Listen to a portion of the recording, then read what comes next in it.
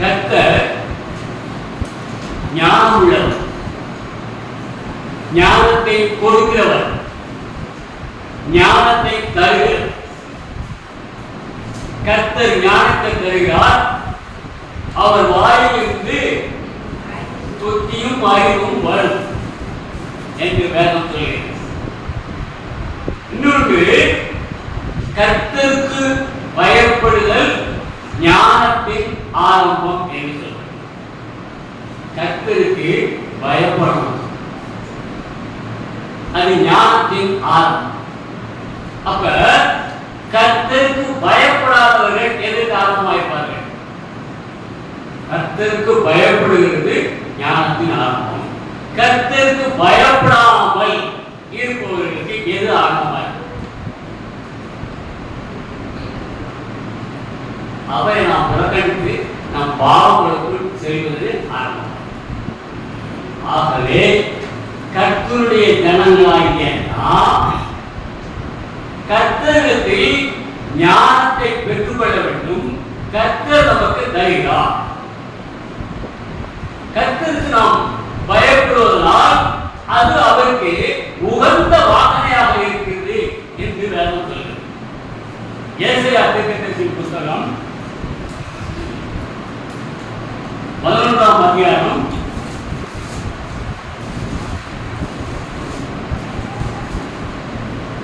3-4 வசனம் 4 வசனம். கர்த்தருக்கு பயப்படுதல் அவருக்கு உகந்த வாசனையாக இருக்கிறது. அவர் தமது கண் கண்டபடி நியாயத்தீர்க்காமலும் அது காது கேட்டபடி தீர்ப்பு செய்யாமலும் நீதியின்படி ஏழைகளை நியாயம் விசாரித்து யதார்த்தத்தின்படி கூப்பிடுகிறவர்களுக்கு தீர்ப்பு செய்து பூமியை தமது வாக்கின் போலால் அழித்து தமது வாயின் சுகத்தால் உபத்திரவத்தை சுமத்துகிறார். அவருக்கு பயப்படுவது அவருக்கே உகந்த வாசனையா இருக்கலாம். ஏழைகளையும் திரும்பப்பட்டவர்களையும் சரியான முறையில் நியாயம் தீர்க்கிறார் என்று வேதம் சொல்கிறது. ஆகவே நாம் கர்த்தருக்கு உரிய இடத்தை கொடுக்க வேண்டும். பயபக்தியோடு நாம் செயல்பட வேண்டும். வேதம் சொல்கிறது கர்த்தர் ஞானத்தை நமக்கு தருகிறார். அவருக்கு தான் அறிவும் புத்தியும் வரும் என்று தெளிவா சொல்றேன்.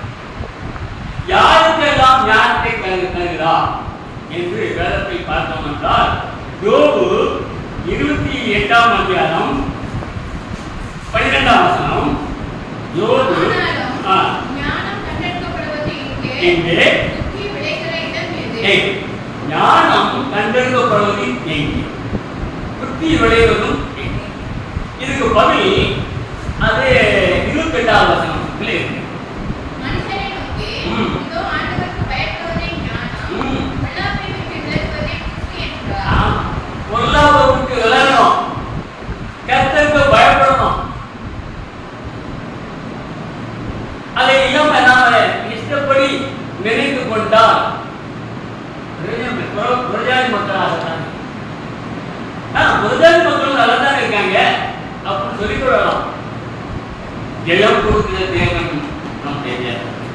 அந்த ராஜ்யத்தை, நித்திய ராஜ்யத்தை நாம் எல்லோரும் பிரவேசிப்பதற்கு சந்தோஷத்தோடும் சமாதானத்தோடும் நீடிய ஆயுளோடும் இருப்பதற்கு உள்ள ஜனங்கள் நாம்.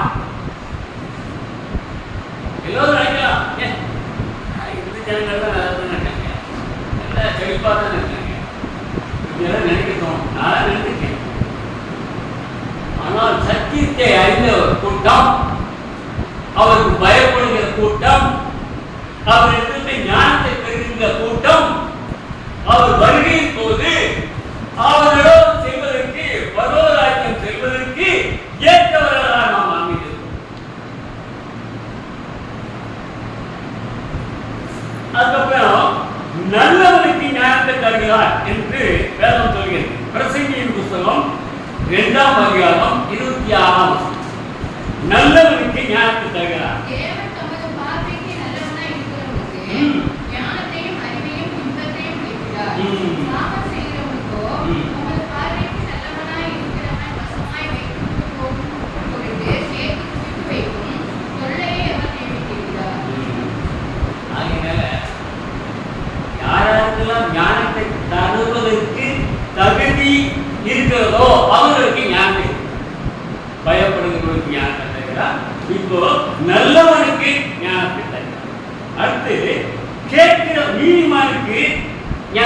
தருகிறார் என்று சொல்லப்பட்டது.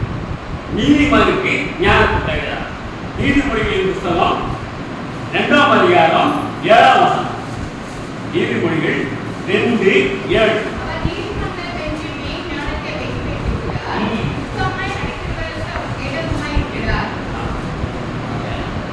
நீதிமான்களுக்கும் அவர் ஞானத்தை தருகிறார். அப்புறம் அவரிடத்தில் கேட்கிறவருக்கு ஞானத்தை தருகிறார். யாக்கோபின் புத்தகம் 1ஆம் அதிகாரம் 5ஆம் வசனத்துல அவரிடத்தில்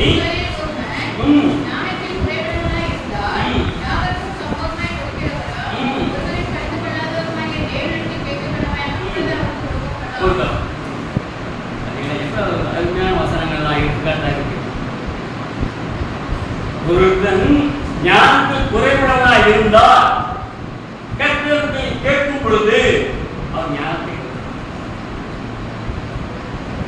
அப்புறம் அவருக்காக அழைக்கப்பட்டவர்களுக்கு ஞானத்தை தருகிறார். 1 கொரிந்தியர் 1ஆம் அதிகாரம் 24ஆம் வசனத்துல அவருக்காக அழைக்கப்பட்டவர்களுக்கு ஞானம் தருகிறார்.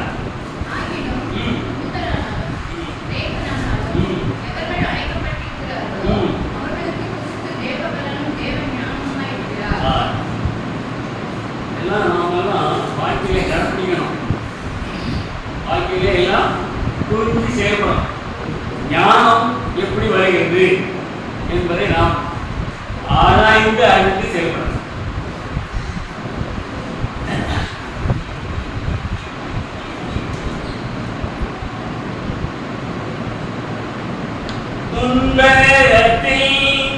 இன்பமும் நீரே இன்னல் வேளையில் என் மானேசரே ஞான வைத்தியராம் ஔஷதம் நீரே ஆத்மநேசராம் என் நண்பரும் நீரே எந்த காலத்திலும் எந்த நேரத்திலும்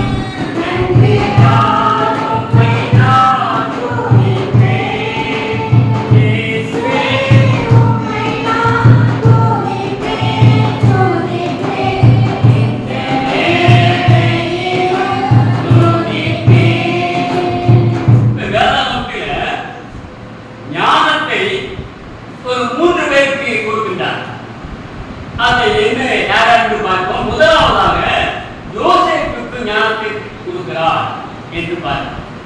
அப்போஸ்தலர் 7ஆம் அதிகாரம் 10ஆம் வசனத்துல அப்போஸ்தலர் 7:10 தேவனோ அவனோட கூட இருந்து எல்லா உபத்திரங்களிலும் அவனை விடுவித்து எகிப்து ராஜாவாகிய பார்வோன் சமூகத்திலே அவனுக்கு கிருபையையும் ஞானத்தையும் அருளினார்.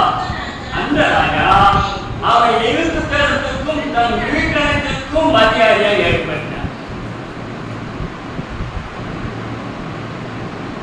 யோசேப்பு எகிப்து ராஜாவுக்கு அவனுடைய சொப்பனத்திற்கு விளக்கம் கொடுத்தான். விளக்கம் இவனுடைய இசைப்படி கொடுக்கல. தேவனுடைய ஆவி அவனிடத்தில் இருந்ததால் தேவன் கொடுத்த ஞானத்தினால் அந்த பார்வோனுக்கு பார்வோன் கண்ட சொப்பனத்திற்கு விடுதலை கொடுத்தான், விளக்கம் கொடுத்தான். அப்படி விளக்கம் கொடுத்ததுனால பார்வோனுக்கு மிகுந்த சந்தோஷம். இவனை நம் தேசத்திற்கு அதிகாரியாக ராஜாவாக மாற்றிவிடலாம் என்று பார்வோன் யோசேப்புக்கு அந்த தேசத்துக்கு எகிப்து தேசத்துக்கு அதிகாரியாக்கினார் என்று அப்போஸ்தலர் சொன்னார். ஆதியாகமம் 41ஆம் அதிகாரம் 39ஆம் வசனத்துல ஆதியாகமம் 41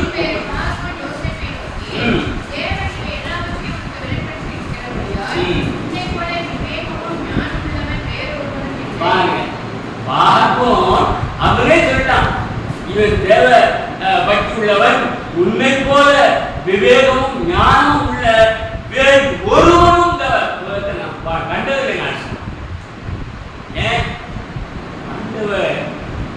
அந்த பரம தேவன் யோசேப்போட இருந்தார். யோசேப்போட தெரிஞ்சவங்க தெரியும். அவன் சகோதரர்கள்லாம் அவங்க எதிர்த்து விட்டு போட்டாங்க. அவன் மேல புறக்கணிச்சாங்க. 20 வருட காலத்துக்கு விட்டு போட்டாங்க. விட்டு போட்ட அந்த யோசேப்பு எகிப்து தேசத்துக்கே அதிகாரியாக ஆக்கிவிட்டார் நம் தேவன். இப்ப அந்த பார்வோனுக்கு யோசேப்பு தந்த விளக்கம். அப்ப அவனுடைய மனைவி, பார்வோனுடைய மனைவி யோசேப்பின் மேல ஒரு குற்றம் சுமத்திட்டார். அதன் மூலமா அவரை திரைச்சல அடைச்சாச்சு யோசேப்பு. இப்ப அந்த கால சமயத்துல பார்வோன் ஒரு சொப்பனம் காண்பிட்டான். அந்த சொப்பனம் 2 வகையான சொப்பனம். அந்த சொப்பனத்திற்கு விளக்கம் தெரியாமல் அவனுடைய அரசவையில மந்திரிகளையும் மாந்திரவாதிகளையும் இவங்களெல்லாம் கூப்பிட்டு அதை சொல்றான், இந்த சொப்பனம் இருக்கு, இதுக்கு விளக்கம் சொல்லுங்க. ஒருத்தருக்கு விளக்கம் சொல்ல தெரியும். என்ன செய்கிறது அப்படின்னு பார்த்தா, அங்கே அவருடைய அரண்மனையில பான பாத்திர தலைவர் ஒருத்தர் இருக்கிறார். அவன் பார்வோன்ட்டு சொல்றான், அரசே சிறைச்சாலையில யோசேப்பு என்ற எபிரேய பிள்ளையாண்டர் இருக்கிறான். அவன் சொப்பனத்திற்கு பதில் சொல்லவும் விளக்கம் சொல்லவும் தயாராயிருக்கான். நான் சிறைச்சாலையில் இருக்கும்போது கூட நான் கண்ட சொப்பனத்துக்கு கூட அவன் ஒரு விளக்கம் கொடுத்தான். அது தெளிவாக இருக்கிறது. அப்ப பார்வன் என்ன சொன்னான், அப்படியா, அவனை உடனே அரண்மனை வர சொல்லு அப்படின்னு சொல்லி பார்வன் கட்டளையிடும். அவங்க ஊழியக்காரர்கள்லாம் போறாங்க, சிறைச்சாலைக்கு போறாங்க. அந்த யோசேப்பு இருக்கிறார். அந்த என்ன தினத்துல தாடி மீசோட இருக்கேன். அரசர் கூப்பிடாரு, ராஜா கூப்பிடாரு அப்படின்னு சொல்லி சொன்ன உடனே ஒரு வாரம் சொல்லி இதில் சவரம் பண்ணி சேவிங் பண்ணி அரண்மனைக்கு யோசேப்பு கொண்டு செல்கிறார். அப்ப பார்வன் யோசேப்பை பார்த்து, நீ சொப்பனங்களுக்கெல்லாம் விளக்கம் சொல்வதாக நான் கேள்விப்பட்டேன். நான் ஒரு சொப்பனம் கண்டிருக்கிறேன், அதுக்கு நீ விளக்கம் சொல்ல வேண்டும். ஏன்? அப்ப யோசிப்பு சொல்றாரு, நான் சொப்பனத்திற்கு விளக்கம் சொல்வதற்கு நான் அல்ல, தேவன் ஒருவரை தான் சொப்பனத்திற்கு விளக்கம் தருகிறார். ஆகையால உம்முடைய அந்த சொப்பனத்திற்கு மங்களகரமாக ஆண்டவர் உங்களுக்கு பதில் கொடுப்பாராக. சரி, உங்களுடைய சொப்பனம் என்ன என்று கேட்கிறோம். அப்பொழுது வாசிக்கலாம். ஆதியாகமம் 43ஆம் அதிகாரம் 17 வாசிக்க 24 வரைக்கும் அந்த சொப்பனத்துடைய விளக்கங்களை அவன் சொல்றான். பார்வோனுக்கு யோசேப்பு சொல்றான், நான் 2 விதமான சொப்பனம் சொல்றான். அந்த 2 விதமான சொப்பனத்தையும் யோசேப்பு கேட்கிறான். கேட்டு பதில் கொடுக்குறான். பாருங்க, 41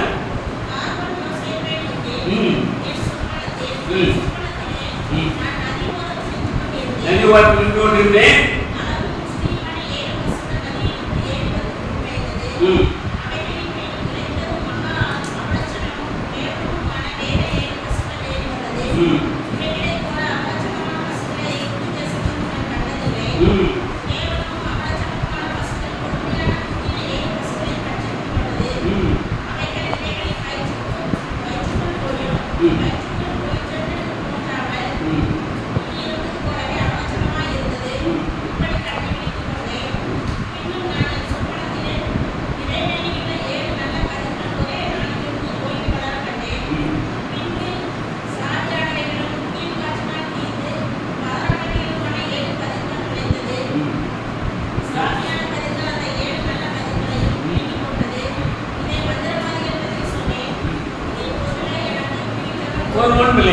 பாத்தீங்கன்னா 2 விதமான சொப்பனம் காண்கிறான்.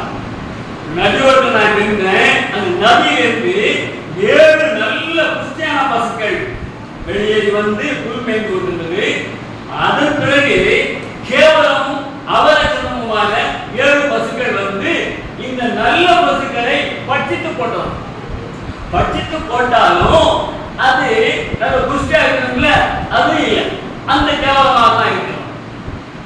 அப்புறம் இந்த எழுத்து தேசத்தை இப்படி அவலட்சணமான பசுக்களை நான் பார்த்ததே இல்லை அப்படின்னு சொல்லுறான். அடுத்து 2வது ஒரு சொப்பனம், நல்ல விளைச்சல் உள்ள மணியான கதிர்கள் 7 கதிர்கள் ஒரு தாழில இருக்குது. அதன் பிறகு சாமியான பதறான கதிர்கள் உள்ள 7 கதிர்களும் இருக்கிறது.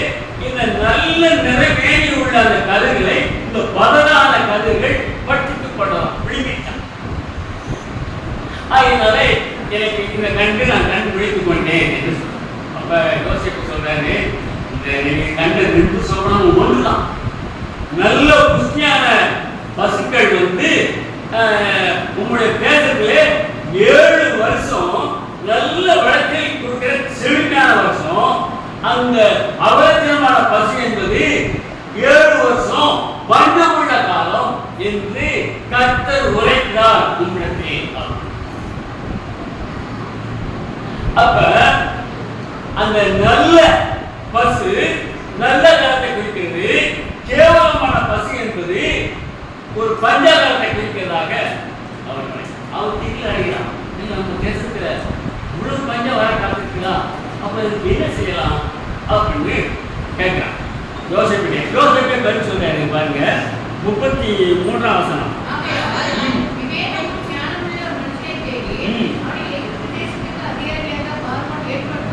இப்ப பாருங்க, இப்ப இவ்வளவு விளக்கம் சொப்பனத்துக்கு விளக்கம் கொடுத்தவன் அவன் ராஜாவுக்கு சொல்லிருக்கலாம். அவன் தன்னை காத்துதான் பாரு, நான் கருத்துவேன் ராஜாவே, நான் உங்க ராஜ்யத்தில் இருந்து நான் இந்த பணிகளை செய்வேன் அப்படின்னு சொல்லிருக்கலாம். அந்த அதிகாரியாக ஒரு மனிதன் நியமிக்க சொன்னான், அது நானாவே இருக்கட்டுமே அப்படின்னு சொல்லிருக்கலாம். அவன் சொல்ல அதுக்கப்புறம் 38ஆம்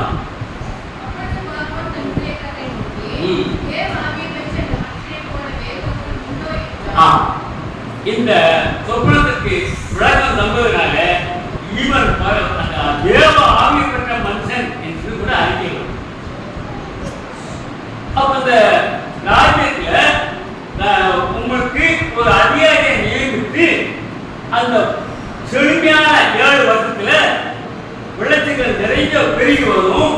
அந்த விளைச்சலின் பலனை ஜனங்கள்கிட்ட 5 பகுதியாக தானியத்தை வாங்கி எகிப்து தேசத்துள்ள பட்டணங்கள் தோறும் அந்த அந்த செழிப்பு கிடங்குல தானியத்தை சேர்த்து வைக்க சொல்லும்.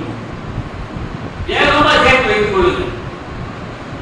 அப்ப அந்த பின்னாடி வருகிற பஞ்சகாலம் இருக்குல்ல 7 வருஷம், அந்த பஞ்சகாலத்துக்கு இந்த செழிப்பான காலத்தில் சேர்த்து வைத்த அந்த உணவு பதார்த்தங்கள் எல்லாம் பஞ்சகாலத்தில் அது ஈடாகிடும். இப்படி ஒரு அழகான ஒரு விளக்கத்தை அவன் கொடுத்தவன் அவனுக்கு நிலைந்து நிற்க முடியும். இப்பேற்பட்ட மனுஷனை நான் எப்பொழுதும் பார்த்ததில்லை. நீயே இந்த தேசத்துக்கு அதிகாரியாக நியமிக்கிறேன் என்று தன் கையில் போட்டிருந்த முத்திர மதத்தை கழட்டி அவனுக்கு கையில் மாட்டேன், யார் கையில? யோசிப்பு கையில் மாட்டேன். அவனுக்கு அதிகாரிகள் பின்னாடி கூட்டான், இந்த தேசத்தை நீ ஆண்டுகொள், உன்னுடைய பேச்சுக்கு யாரும் எதிர்த்து பேச முடியாது, நீயே எல்லாவற்றையும் நடத்திக்கொள், உனக்கு அதிகாரம் தருகிறேன். முதல் தானம் எனக்கு, 2வது தானம் உனக்கு. நீ குதிரை பவனி வரலாம், ஜனங்களை ஆட்கொள்ளலாம். யோசித்து ஆண்டவர் கொடுத்த ஞானத்தினால் அங்கே எகிப்து தேசத்தில் சிறைச்சாலை இருந்தவனை விடுதலை செய்து அந்த தேசம் முழுவதற்கும் அதிகாரி ஆக்கினார். அது தேவர். இரண்டாவதாக ஒரு மனிதனுக்கு ஞானத்தை தருகிறார் என்பதை பார்ப்போம். சாலமோனுக்கு ஞானத்தை தந்தார் என்று. முதலாவதாக யோசேப்புக்கு ஞானத்தை தந்தார், இரண்டாவதாக சாலமோனுக்கு ஞானத்தை தந்தார். 1 ராஜாக்களின் புத்தகம் 3ஆம் அதிகாரம் 9ஆம் வசனம் சொல்கிறது, ஆகையால் உமது ஜனங்களை நியாயம் சரிக்கவும் நன்மை தீமை இன்னதென்று வரையறுக்கவும் அடையனுக்கு ஞானமுள்ள ஏரியத்தை தந்தார். இந்த சாலமோன் அவருடைய தகப்பனார் தாவீது ராஜா எருசலேமில் அரசாண்டு அவர் மரித்து போயிட்டார். அந்த சிங்காசனத்திலே உட்கார வைப்பதற்கு சாலமோன் ஆண்டவர் நியமிக்கிறார். அந்த தாவீதின் சிங்காசனத்தில் உட்கார்ந்து இந்த இஸ்ரவேல் ஜனங்கள் அதிக கூட்டமாக இருக்கிறார்கள்.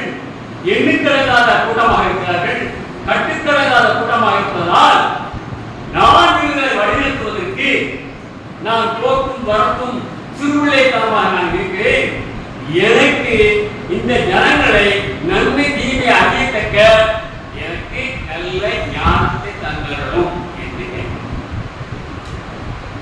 ஆண்டவரே, உன்னுடைய விண்ணப்பம் ரொம்ப ஆச்சரியமா இருக்குதாப்பா என்று சொல்லி அவன் நீ ஞானத்தை தவிர எனக்கு நல்ல ஆகியத்தாரும் நல்ல பொருளை தாரும் நல்ல வசதியை தாரும் என்று கேட்பார் என்று நினைத்தேன். ஆனால் நீ ஞானத்தை மட்டும் கேட்டிருக்கிறார். நான் பாராட்டுகிறேன். அதோடு மட்டுமல்ல, ஆதியாகமம் 41:40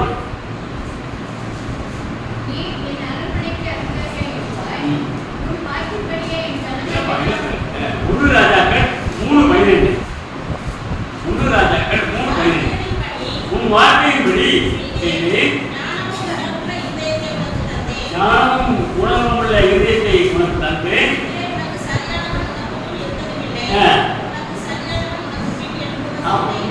ஆண்டவர் ஞானத்தை சாலமோனுக்கு கொடுத்தவுடனே உனக்கு முன்னாடி ஞானம் பெற்றவர்களும் இல்லை, உனக்கு பின்னாலும் ஞானத்தை அதிகமாக பெற்றவர்கள் யாரும் இல்லை என்று அறிக்கை.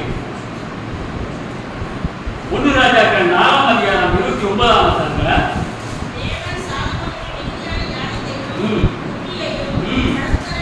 கடற்கரை மலையத்தையும் மனவருத்தியையும் கொடுத்தார். 30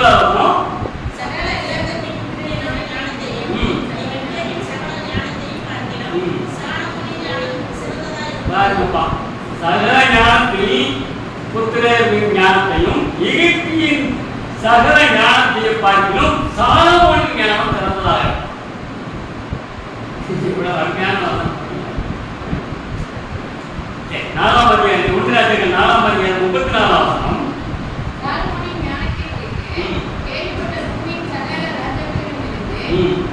நானாஜாதியான ஜனங்களும் அவனுடைய ஞானத்தை கேட்கறதுக்கு வந்தார்கள். அவனிடத்துல ஞானத்தை கேட்கறதுக்கு சகல ஜாதிகளும் சகல ராஜாக்களும் வந்தார்கள். அப்பேற்பட்ட ஞானத்தை தேவன் சாலமோன் தேவனுடைய ஞானத்தினால் நீதிமொழிகள், பிரசங்கி, உன்னத பாட்டு இந்த 3 புத்தகங்களை ஞான கருத்துக்களாக எழுதியிருக்கிறார்.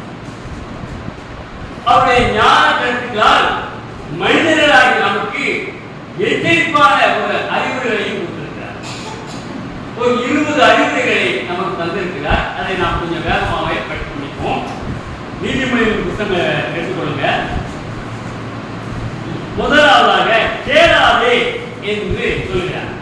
சாலமோன் நமக்கு நீதியான ஞான கருத்துக்களை எச்சரிக்கையாக கொடுத்திருக்கிறார். நம்ம அதை கடைபிடிக்க வேண்டும் என்று சொல்கிறார். முதல்ல கேளாதே. நீதிமொழிகள் 19ஆம் அதிகாரம் 27 கேளாதே. என் மகனே, அறிவை தரும் வார்த்தைகளை விட்டு விலகச் செய்யும் போதகங்களை நீ கேளாதே. அறிவோடு உள்ள போதகத்தை கேட்கணும். அறிவில்லாத ஒரு போதகத்தை யாரும் செய்தாலும் அதை நீ கேளாதே என்று அந்த ஞானி விசாரிக்கிறார். அவர் 2ஆவதாக நினையாதே என்று சொல்கிறார். நீதிமொழியின் புத்தகம் 3ஆம் அதிகாரம் 29 நினையாதே.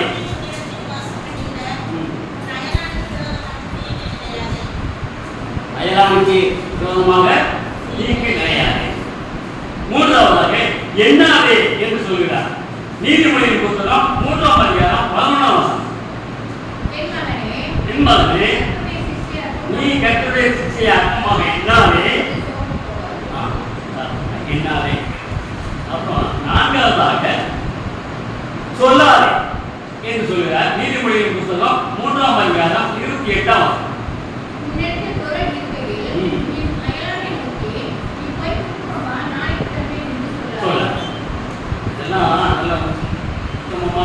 உன்னதமான கருத்துக்கள், ஜனங்கள் கடைப்பிடிக்க வேண்டிய கருத்துக்கள், இதெல்லாம் ஞான கருத்துக்கள். நாமெல்லாம் நினைவில் வைத்துக் கொள்ள வேண்டும்.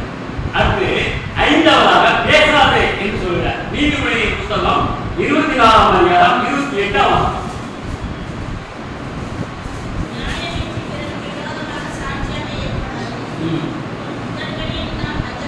ஒரு வஞ்சகம் பேசாதே என்று சொல்லு. ஆறாவதாக சாராதே. நீதிமொழிகள் புத்தகம் 23ஆம் அதிகாரம் 4ஆம் வசனம். சாராதே. ஐஸ்வர்யவனாக வேண்டும் என்று பிரயாசப்படாதே, சுய புத்தியை சாராதே. அப்புறம் ஏழாவதாக சேராதே என்று சொல்கிறார். நீதிமொழிகள் புத்தகம் 23ஆம் அதிகாரம் 20ஆம் வசனம்.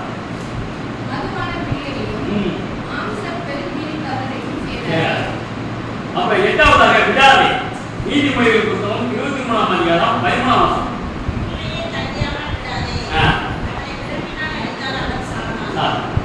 பிள்ளையை கண்டிக்காமல் விடாதே. கண்டிக்க வேண்டிய முறையில கண்டித்து தான் பிள்ளைய அவன் அடிச்சா சாக மாட்டான். அப்புறம் ஒன்பதாவதாக கொடாதே என்று சொல்கிறார். பிரசங்கி புத்தகம் 5ஆம் அதிகாரம் 6ஆம் வசனம். பிரசங்கி மாம்சத்தை பார்த்துக்குள் பாவத்துக்குள்ளாக கொடாது. 10வது தாமதியார். பிரசங்கி 5:4.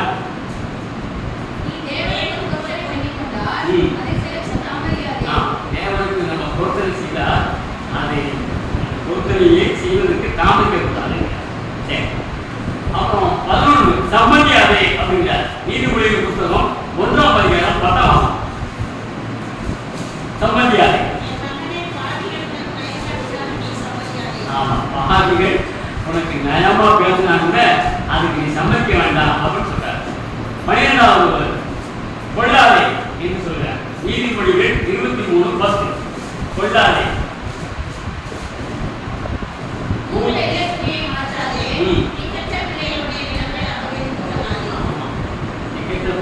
நிலங்களை எல்லாம்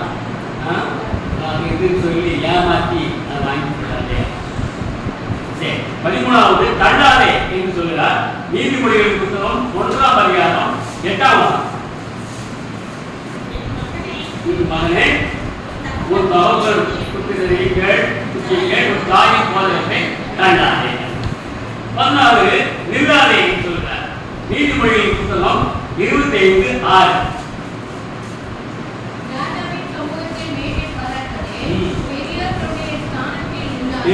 பெரியவருடைய ஸ்தானத்தில் நில்லாதே.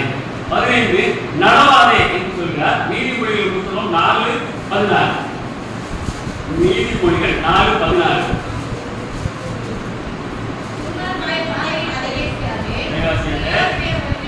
பெரியவருடைய வழியிலே நடவாதே. 16 விரும்பாதே என்று சொல்கிறார். நீதிமொழிகள் புத்தகம் 20:13. தூக்கத்தை விரும்பாதே, விரும்பினால் கண்டுபிடித்து அப்பொழுது இப்ப இங்க தூக்கத்தை விரும்பாதே அப்படின்னு சொல்லி டாக்டர் கிட்ட கேட்டோம்னா நீங்க தூக்கம் நல்லா தூங்கினா தான் விளையாடி போகும் அப்படின்னு சொல்றாரு. சக்தி என்ன சொல்லி தூக்கத்தின் மேல நீ பிரிய வைக்காதே அப்படின்னு. சரி, 17வது கொள்ளையிடாதே என்று சாலமன் சொல்கிறார். நீதிமொழிகள் புத்தகம் 22:22.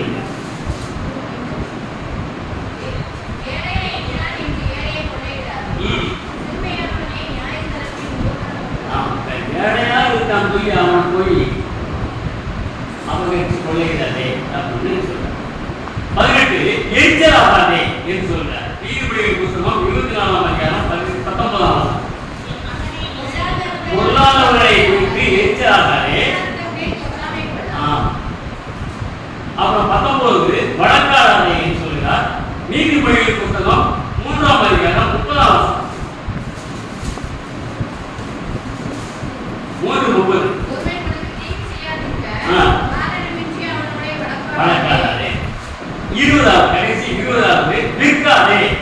நீதிமொழிகள் புத்தகம் 23ஆம் அதிகாரம் 23ஆம் வசனம்.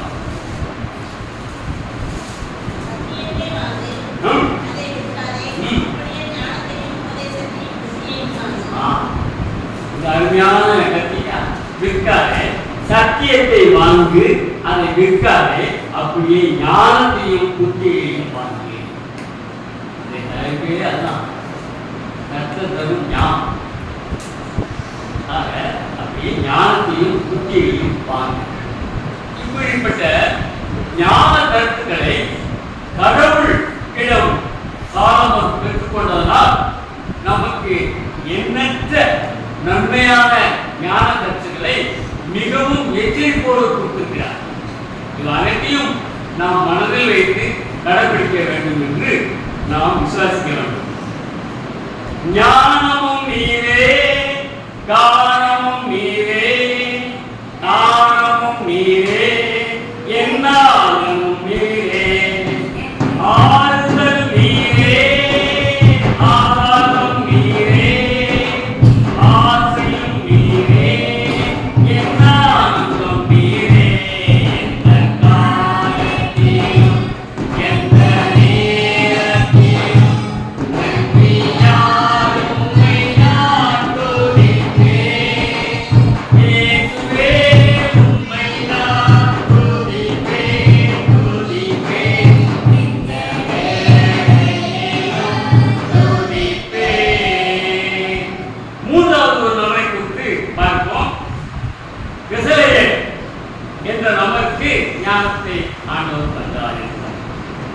இந்த வேத வாரம் வாசிப்பதிலே நம்ம அதை வாசிப்போம்.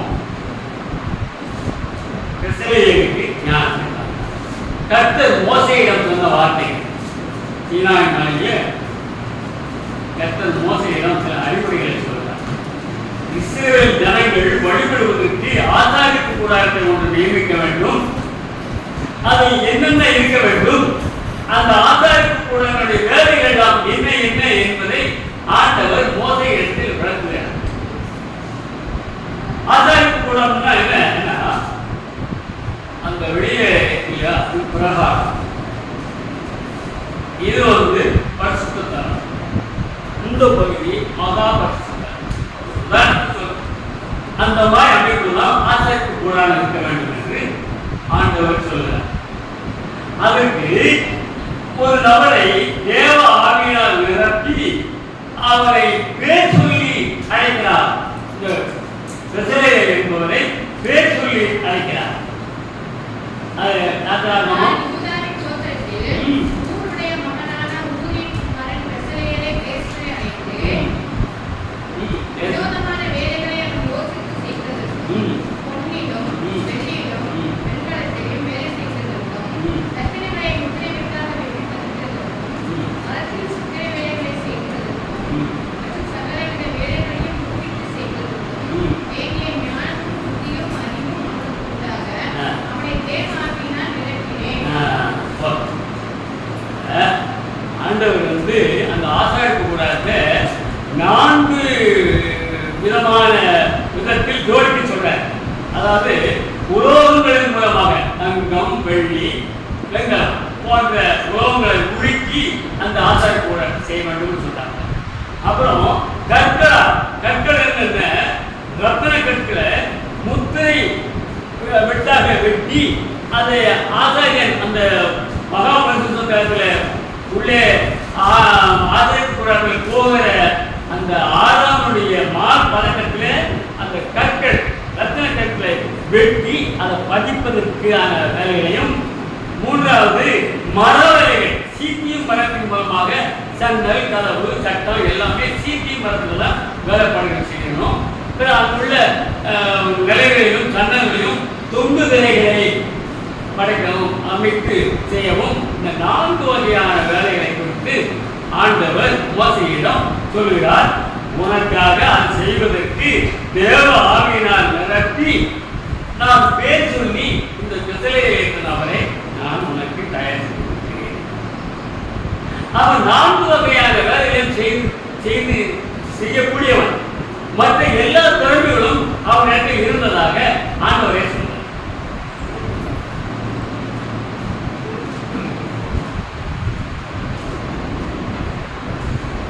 அப்புறம் அவனுக்கு பெசலேயேலுக்கு துணையாக தான் கோத்திரத்திலிருந்து ஒருவனை நியமித்து கொடுக்கிறார். 6வது வசனம் படிங்க.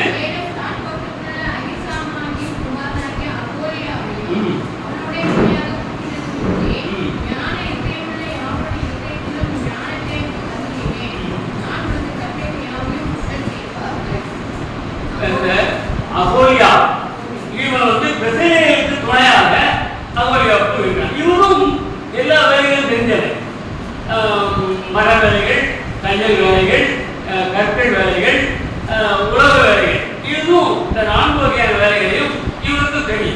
ரெண்டு பேரை வைத்துக் கொண்டு ஆசரிப்பு கூடாரத்தை ஆண்டவர் நியமிக்க சொல்லி அவங்க நியமிக்கிறார்.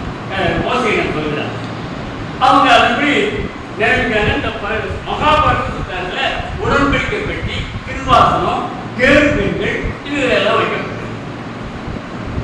இந்த அமைப்புல நீ ஆசரிப்பு செய்ய வேண்டும். இந்த பெசலேயுடைய தனி திறமை, அவர் இந்த உடன்படிக்கை பெட்டி செய்வதற்கு தனி திறமையானவன். பெசலே தனி திறமையானவன். யாத்திராகமம் 37ஆம் அதிகாரம் 1ஆம் வசனத்துல அந்த உடன்படிக்கை பெட்டியை பற்றி சொல்லப்பட்டிருக்கிறது.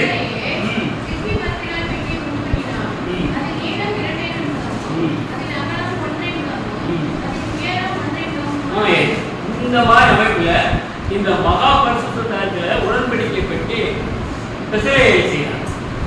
ஆனால் அகோலியாவுக்கு ஒரு தனி திறமை இருக்குது. அவன் தையல் வேலையில திறனவனா இருக்கான்.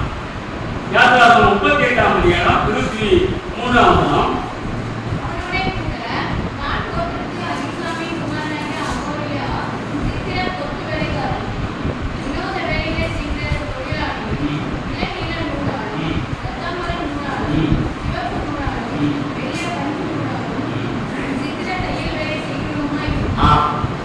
இந்த தையல் வேலையில சித்திரம் நல்லா சுருக்கமான படம் போடுறது வேலைகள் தையல் வேலையில் சிறந்தவனா இருக்கான். உடன்படிக்கை செய்யப்பட்டு அலங்காரமா செஞ்சான். இவங்க ரெண்டு பேரும் இன்னும் பலவிதமான வேலைப்பாடுகளை செய்தவனா இருக்கிறாங்க. அந்த ஆசாரிப்பு கூடாரத்தை இவங்க ரெண்டு பேர் மூலமாக நியமித்து அதை வடிவமைத்து செய்கிறார். இந்த ஆசாரிப்பு கூடாரத்தில் இஸ்ரவேல் ஜனங்கள் வந்து வழிபடுவதற்கு மோசேயிடம் இந்த கருத்துக்களை எல்லாம் சொல்றாங்க. ஆகவே பெசலேயுக்கும் அகோலியாவுக்கும் ஆண்டவர் ஞானத்தை தருகிறார் என்று பார்க்கிறோம். எதுக்காக ஞானத்தை கொடுத்தார்? அவர்களுக்கு ஆசாரிப்பு கூடாரத்தை வடிவமைப்பு செய்வதற்கும் உடன்படிக்கை பற்றியை செய்வதற்கும் இந்த ரெண்டு பேரையும் ஆண்டவர். நாம் இதை பார்க்க வேண்டியது என்றால், நாமும் ஞானத்தை பெறுவதற்கு அன்றாட வாழ்க்கையில் நம் ஆண்டவர்களுக்கு எனக்கு ஞானத்தை தாரும், எனக்கு உங்களிடத்தில்தான் ஞானம் வர வேண்டும், நான் உங்களிடத்தில் கேட்கின்றேன், எனக்கு ஞானம் குறைபடாமல் இருக்க வேண்டும் என்றெல்லாம் நாம் வருந்தி விரும்பி கேட்கிறோம். யோசிப்புக்கு ஞானத்தை தந்தார், அவரை ஏற்படுத்துறதுக்கு அதிகாரியாக. சாலமோனுக்கு ஞானத்தை தந்தார், அவர் எண்ணற்ற ஞான கருத்துக்களை அவர் ஜனங்களுக்கு அள்ளி கொடுத்தார். பெசலேயுக்கு ஞானத்தை கொடுத்தார், அவர் ஜனங்கள் வழிபடுவதற்கு ஆசரிப்பு கூடாரத்தை வடிவமைக்க செய்தார். இப்படி கர்த்தராகிய ஆண்டவர் அந்த மூன்று பேரையும் ஞானத்தினால் நிரப்பினார். நாமும் ஞானத்தில் வீடோடி வளர வேண்டும் என்று நாம் ஏற்றுக்கொள்ள கர்த்தர் தாமே